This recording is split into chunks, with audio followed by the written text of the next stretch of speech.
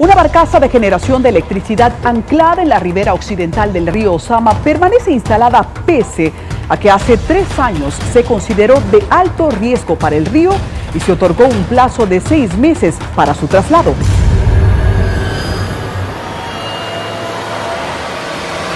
Para sorpresa, sin estudios de impacto ambiental que presentar, los permisos para la empresa Transcontinental Capital Corporation han continuado, aunque se desconoce sobre qué base técnico-científica. Con el permiso ambiental 3446-18, el ministro de Medio Ambiente, Ángel Esteves, abrió las puertas para una nueva planta de generación en la orilla del río Osama.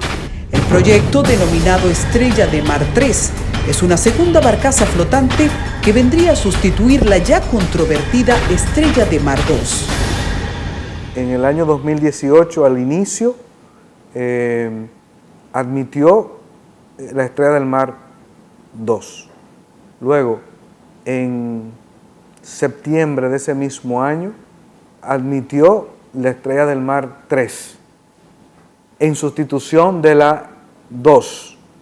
Pero luego, extrañamente, en julio del 2020, se autorizó en un solo permiso ambas barcazas, para lo cual nosotros entendemos que eso tiene que ser revisado y estamos actualmente en ese proceso.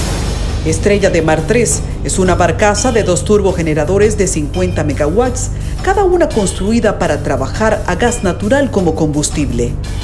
Para mí es una aberración, o sea, que no hayamos llegado a un acuerdo con los inversionistas privados para, por mutuo acuerdo y compensando el gobierno con lo que tenga que compensar por el traslado, que este traslado no se haya producido.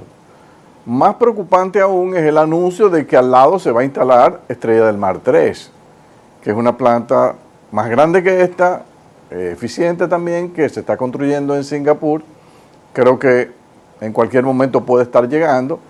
Entonces, el gobierno no acaba de tomar una decisión. En una jugada legal, la empresa modifica su solicitud y pide nuevamente a la Superintendencia de Electricidad, Medio Ambiente e instancias requeridas un permiso en el que hace desaparecer el nombre de Estrella de Mar 3 y se limita a aumentar la capacidad del permiso de Estrella de Mar 2. Es así como reciben la licencia ambiental 000301 renovada para pasar de una capacidad instalada de 110 megawatts a 260 megawatts. Ellos son una planta que suple al mercado spot. El mercado spot es un mercado que te paga una buena tarifa si tú eres eficiente, y ellos son eficientes. Entonces, incluso si el gobierno se te atrasa, el mercado spot autoriza que se te pague entre interés y penalización un 25% anual de penalidad por pagos atrasados. O sea que hay mucha gente que ha hecho negocio en el mercado spot. El veterano economista advierte que un negocio oneroso oculto en el sector eléctrico gira en torno al mercado spot. Cuando las EDES se atrasan con los generadores spot, la ley les permite cobrar intereses y penalidades cercanas al 25% de una deuda que pocas veces sobrepasa los 4 meses. Falta de transparencia mayor, que bajo un decreto te escondieron una penalidad de un 18% que le ha costado 130 millones de dólares a este país. Ambientalistas y estudiosos del tema plantean el inevitable impacto de esta planta en la contaminación de las aguas del río Osama, en la contaminación del aire y en el calentamiento de las aguas del río, eliminando la posibilidad de vida de las especies. Para poder establecer valores habría que tener estaciones permanentes de monitoreo, que no la tenemos. La inmensa mayoría de los estudios, incluyendo los más completos, han sido estudios parciales o han cubierto un espacio temporal, pero en todos, absolutamente en todos, se verifican altísimos niveles de contaminación. Una contaminación, además, que se percibe cuando vienen los periodos de estiaje. La licencia con la que operarán Estrella de Mar 2 y Estrella de Mar 3 unificadas ha sido concedida para quedar establecidos en el mismo lugar durante 5 años más. Un segundo componente son los posibles derrames. No nos olvidemos que hablamos de una planta de fuel oil y gas. pero fundamentalmente furoil y gasoil, que pueden verterse por diversas vías, además de las grasas pesadas. El director ejecutivo de la Comisión Nacional de Energía entra en contradicción al defender el proyecto, aunque al mismo tiempo dice que aún no ha tenido ese expediente en sus manos. Bueno, no tenemos como comisión ninguna documentación todavía de solicitud por parte de los peticionarios, en este caso, son los mismos concesionarios. Hay que entender que el proceso para incorporar una nueva central térmica al sistema es un proceso que empieza depositando la documentación en la Superintendencia de Electricidad, luego viene con la recomendación favorable de la Superintendencia, obviamente que deben tener aprobado el permiso medioambiental. No hay dudas sobre la importancia de aumentar la matriz de generación de energía limpia. Lo que los funcionarios entrevistados no pueden aún justificar es su presencia en el río Sama. Esa central tiene ya una concesión que fue firmada en el año 2010 y está operando de manera normal. Esa central tiene esa concesión por 20 años, vence tal vez en el 2030 o 2031, habría que revisar la documentación, y hasta que no exista un elemento comprobable que contradiga lo que establece el artículo 63 de la Ley General de Electricidad. Lo justifica en el hecho de que todas son contaminantes, un argumento que no satisface el rigor técnico.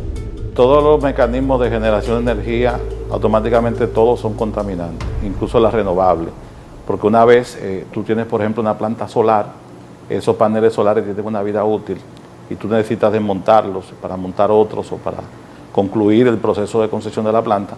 Esos paneles luego se convierten en basura, se convierten en desuso y también son contaminantes. O sea, no vamos a calificar una planta que contamine y otra que no, todas lo hacen. Y por mucho que se trabaje en las chimeneas, es imposible que ellas no contaminen, y dada el hecho de que el río Sama está en su desembocadura, está en una especie de cañón, si usted se para de este lado del río del otro, verá que tenemos una zona alta y que el río casi la corta. Por lo tanto, las chimeneas están muy por debajo de donde está concentrada la población y las construcciones urbanas. En un recorrido por la planta Transcontinental Capital Corporation, su presidente nos explica cómo funcionan las operaciones. Tenemos 30 años operando justo al lado de una carretera por la cual todas nuestras operaciones las ve todo el mundo. Nuestro referente es, nosotros somos pioneros en la operación de plantas flotantes en el mundo, pero específicamente también en República Dominicana. Aquí, después que nosotros vinimos, han habido otras empresas que han instalado plantas flotantes. Tenemos 6 motores de combustión que operan tanto con fuel oil o gas. Podemos operar todos los motores a fuel o todos los motores a gas o una combinación a distintos combustibles. Esos motores generan electricidad a través de un generador. Un dínamo que gira rápidamente y produce una carga, y esa carga se entrega a la red. Confiesa que en una operación prueba-error, al día de hoy han perfeccionado la producción ajustándose a los reglamentos ambientales. Nosotros tenemos más de 30 años operando. Llegamos con una planta en un proyecto al cual entramos ya con la planta en construcción prácticamente hecha. Y esa planta fue la Estrella del Norte que trajimos al país, y a nivel de contaminación auditiva tenía muchos problemas.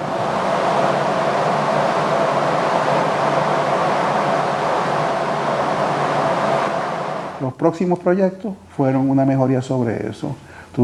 Eso fue hace 30 años. Tuvimos un segundo proyecto que se llamaba la Estrella del Mar, la primera, que fue una planta del doble del tamaño. La primera fue de 40, la segunda fue de 72, que operó sin ningún problema de ese tipo.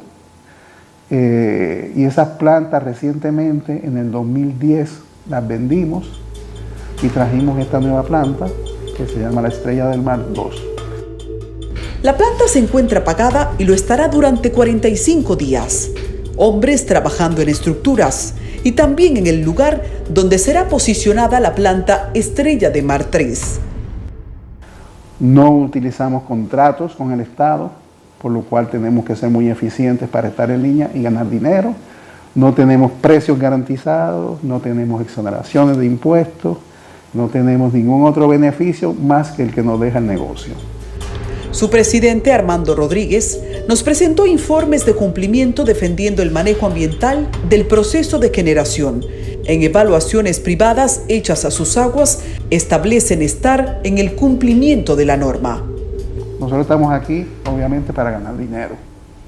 Y la forma de ganar dinero de nosotros, al no tener contrato, no requerimos ningún tipo de ayuda en ese sentido, se basa sobre ser eficiente, operar de una forma muy limpia, con el menor impacto al ambiente. Obviamente hay un impacto, pero siempre dentro de lo que la norma permite. Sobre el vertido de residuos peligrosos, asegura que su destino no es el río, sino que son contratados servicios privados que disponen en otro destino cientos de tanques de desechos que van desde paños sucios de aceite hasta aceite quemado. Aunque en la ciudad colonial se plantea intolerancia por el humo de la generación, dicen estar bajo la norma ambiental. Otra defensa asume sobre el calentamiento de las aguas del río, pese a que especialistas aseguran que es inevitable que esta actividad aumente la temperatura de las aguas. Una recuperación del río Sama debe de partir de su utilización lógica y racional.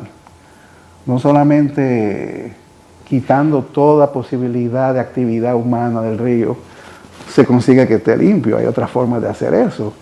Y si uno va a decir, bueno, eso se va a hacer a través de un desarrollo urbano y turístico, eso va a tomar 50, 60 años, 70 años.